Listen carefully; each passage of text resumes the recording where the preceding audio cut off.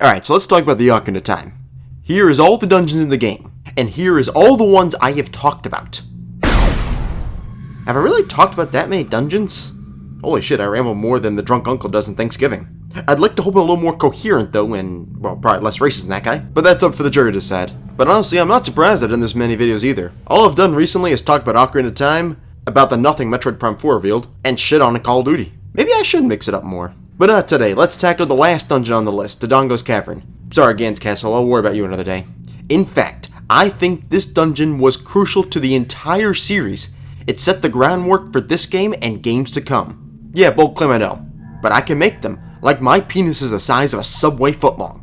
Which is absolute bullshit, both the fact that the footlong is not actually a footlong, it routinely is less, and that my penis is that big. It's smaller than the amount of people who find BuzzFeed entertaining. But the point is I can make these claims. But what am I getting at with Dodongo's Cavern, and how does it set the groundwork for this series? It's about this puzzle.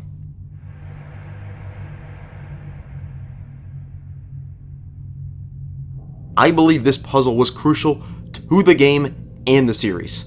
I think it's fair to explain the background of this level and the game to this point. Like for all you out there who's making important decisions, it's good to know the background of it. Right, Brexit fans, it's good to know things before you vote on it. At this point of the game, you had just talked to the princess and are off to collect the spiritual stones. With one in hand, the second one up is residing in Death Mountain with the Gorons. After you make Dariana dance worse than the drunk guy at the club, you are given your task to acquire the stone. You must clear out Dodongo's Cavern of all the monsters that Ganon has placed in them. The Gorons are sad because they can't eat their precious rocks in the cavern. Is this entire mountain made out of rock? Well, yeah, but I won't judge because they apparently want these rocks. And being as this place is called Dodongo's Cavern, wouldn't they already be dealing with the Dodongos in there and Ganon's curse didn't really actually make the place too much different? Well, yeah as well. Basically the whole mission is bullshit and you should just give me the stone, you piece of shit. But he doesn't, so off to the cavern we go. I'd say the cavern is the best child's dungeon in the game. The design is what you would expect for a cavern on the side of a volcano. There are rocks and lava everywhere in what looks like a naturally made cave. There are the enemies you'd expect in here. Bats. The Dodongos, like the damn cave is named off them. Bats on fire. Living statues, which scare the shit out of me as a kid, because you would not expect those to start moving, but they did. A scrub trying to make business when he is at risk of burning alive. Why is he trying to do business here? He must be completely desperate. He must have some terrible child element or something, because I have no idea why he's risking this. The boss, what you'd expect too, it is the biggest of the Dodongos, who does an excellent job of rolling into the lava and killing himself. And the biggest part of any Zelda dungeon has got to be what the puzzles and challenges are in there. And of all the child dungeons, I'd say this definitely has the best of those. Plenty of bomb puzzles, as that's the item you get, as well as before you get to the dungeon, you have access to the bomb flower. I always did like this one part here.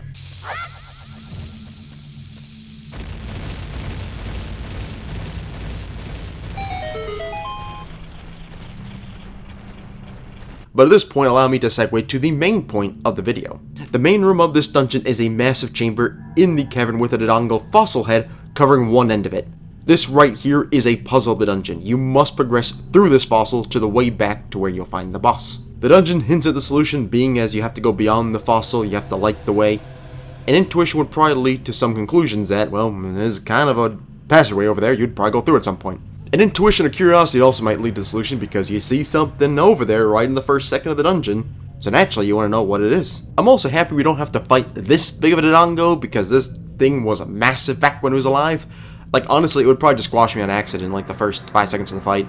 It would not be pretty. It's going to be about as miserable a time as I have when I try playing a Call of Duty game. The solution to this uses the dungeon item, the bombs, and you have to use them pretty creatively. You either have to drop the bombs from this bridge or just drop right into the fossil's head from the bridge above and plant the bomb in the two eyes. They both blow up, lighting up the eyes and thus opening the way through the fossil. You also might come to this conclusion too by noticing these massive eye sockets on this fossil's head. When the mouth is wide open, you can proceed to the final part of the dungeon. Now I'll say it, this puzzle is awesome. In fact, I believe it is crucial to the game and the series. That's right, we're like 4 or 5 minutes in, and now I'm finally actually going to get back to that bold claim I made earlier. I said I would try to prove them, even if they're completely stupid. This puzzle is a critical part to the entire dungeon, as it all revolves around it. And that's something I think Zelda games do great with their dungeons. It's not just a bunch of small puzzles in different rooms. No, a lot of times the building itself, the temple you're in, there's just a massive thing you have to figure out in there, and that itself is the best challenge or puzzle in the entire dungeon. And that's what this puzzle is. You spend pretty much the entire dungeon running around this room, going in and out of different passageways, all around this giant fossil head. And once you've obtained everything you need, like the bombs, you blast your way through to the end of the dungeon. The path forward was sitting here the entire time, and everything you learned and gained from this dungeon is what helps you make the final step in completing this challenge. It feels rewarding, like it's kind of like the aha moment when you solve a massive puzzle. And it just feels epic that the entire layout of this dungeon is woven into this one puzzle. And I look at this game and this series as a whole, and it feels like it kind of helped jumpstart these massive puzzles. If you go back to the Great Deku Tree beforehand, it does have one where I guess you jump from the 3rd floor through the spiderweb to the basement, although I feel like that's more just dangerous base jumping, not necessarily like this aha moment puzzle. Kind of is, but not as much. Look at the previous games too, and while they had some pretty damn good games, especially considering the limitation of the game design back then, they still had some, like think of Eagle's Tower in Link's Awakening, where you have to knock down an entire floor to proceed forward in the dungeon. Also, Jesus Christ, that game came out 30 years ago. We are all getting old.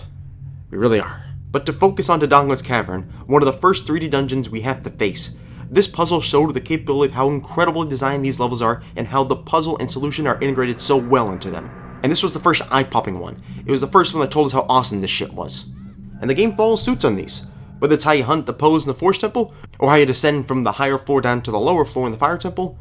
Well, I guess the Water Temple just had the damn raise and lower the water the entire way, so I don't really know about that one. But you get the gist. Rather than have these dungeons be nothing more than distinct rooms with puzzles in each of the rooms, the entire layout, the tools you get there, the knowledge you learn, the themes, they all become just a massive puzzle in these dungeons. I love this, and I don't think I'm alone with this opinion too, especially for how well these games got praised. And I think the developers took note too. In the very next game, all the dungeons had an element of a bigger puzzle residing in these temples. Like how the main chamber of the Snowhead Temple varies on how you can access it and utilize it based on the height of the main pillar. Or maybe the crazy one of all, you end up traversing through a temple whether it's right side up or upside down. All the puzzles factor based on that. And I think all this idea of kind of how there's just a giant puzzle all throughout the dungeon, just encompassing the entire thing, I think it just goes back here to Dodongo's Cavern. And trying to figure out how to get through the skull was kind of the first one that really jump-started this. No doubt they were probably always leading to it, but I just feel like this was the tipping point for, hey, we have these awesome dungeons, let's take a look at how we can make a puzzle just become an overall theme to the entire place. Getting through the skull was one of that. So that's why I think when I look at this dungeon, I just wanted to greatly acknowledge this one obstacle and challenge right here. Because trying to solve it and get through Dodongo's Fossil's Head set groundwork to how awesome this series has been.